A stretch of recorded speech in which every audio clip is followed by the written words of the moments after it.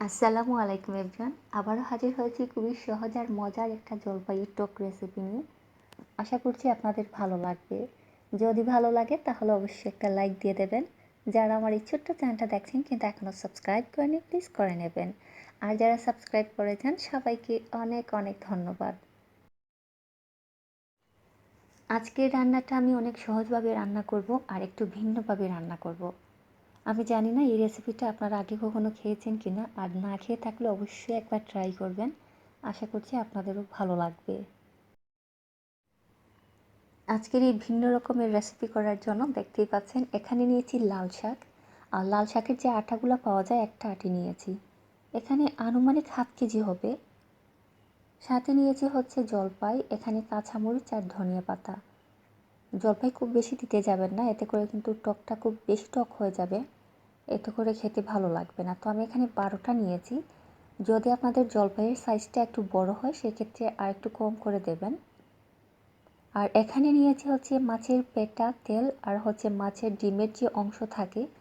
তো দেখতে পাচ্ছেন এখানে যে ডিমের অংশটা একেবারে কিন্তু কচি একটা অংশ। তো আমি এগুলো দিয়ে রান্না করব। আজকে কিন্তু আমি বাগার দিয়ে রান্না করব না, হাতে মেখে রান্না করব। তো জলপাইগুলোকে ধোয়া হয়ে গেছে আর এগুলোকে আমি একটু আঁচড় কেটে নিয়েছি। তবে চাইলে আপনারা কেটে নিতে পারেন, তবে কাটার দরকার নেই, কারণ জলপাইয়ে অনেক টক থাকে। রান্না করলে কিন্তু অত ভালো লাগবে না খেতে, ওই জন্য আমি আস্ত রেখে দিয়েছি। সাথে দিয়ে দিচ্ছি এখানে মাছের তেল আর মাছের ডিমের অংশ আর পেটা।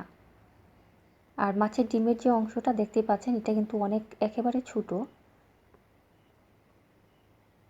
সাথে দিয়ে দিচ্ছি হচ্ছে পেঁয়াজ বাটা। এখানে আমি 1/3 কাপ পরিমাণে পেঁয়াজ বাটা নিয়েছি। সাথে দিচ্ছি 1 টেবিল চামচ পরিমাণে রসুন বাটা। তো আমি এখানে কিন্তু মাছের পেটা নিয়েছি আর ডিমের অংশ নিয়েছি। আর তেলের পরিমাণটা একেবারেই কম দিয়েছি, যেহেতু টক রান্না করছি ওই জন্য কিন্তু তেলটা আমি খুব একটা দিইনি, আপনারা স্ক্রিনে দেখতেই পাচ্ছেন। আর আপনারা চাইলে অন্য যে কোনো ধরনের মাছ এখানে ব্যবহার করতে পারেন, কোনো অসুবিধা নেই।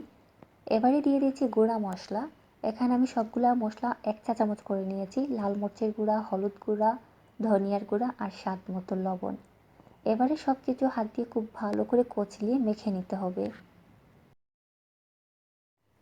যদি রেসিপিটা আপনাদের ভালো লাগে তাহলে অবশ্যই রেসিপির লিঙ্কটা আপনাদের ফ্রেন্ডস অ্যান্ড ফ্যামিলির সাথে শেয়ার করবেন।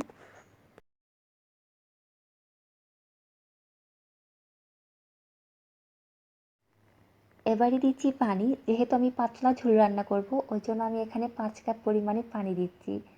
তবে আপনারা চাইলে পানির পরিমাণটা কমিয়ে কিংবা বাড়িয়ে দিতে পারেন, কোনো অসুবিধা নেই। এবারে ঢাকনা দিয়ে ঢেকে হাঁড়িটাকে চুলায় বসিয়ে দিচ্ছি।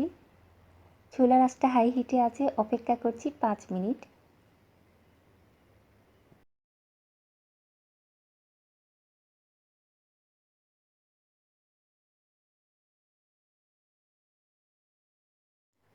ফিরে এলাম 5 মিনিট পর। এবারে দিয়ে দিচ্ছি লাল শাক, সাথে দিচ্ছি ধনিয়া পাতা কুচি আর কাঁচামরিচ। আবারও ঢাকনা দিয়ে ঢেকে রাখছি, আরও 6 থেকে 8 মিনিট অপেক্ষা করব। আর চুলার আঁচটা কিন্তু হাই হিটেই আছে। অপেক্ষা করছি শাকটা সেদ্ধ হওয়া পর্যন্ত।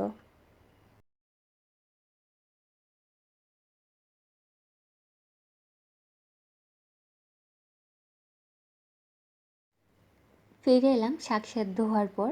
তো দেখতেই পাচ্ছেন কালারটা কিন্তু অনেক সুন্দর হয়েছে।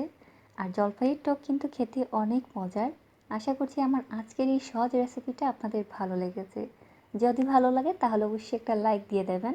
যারা আমার এই ছোট্ট চ্যানেলটা দেখছেন কিন্তু এখনও সাবস্ক্রাইব করেনি, প্লিজ করে নেবেন। আর যারা সাবস্ক্রাইব করেছেন সবাইকে অনেক অনেক ধন্যবাদ।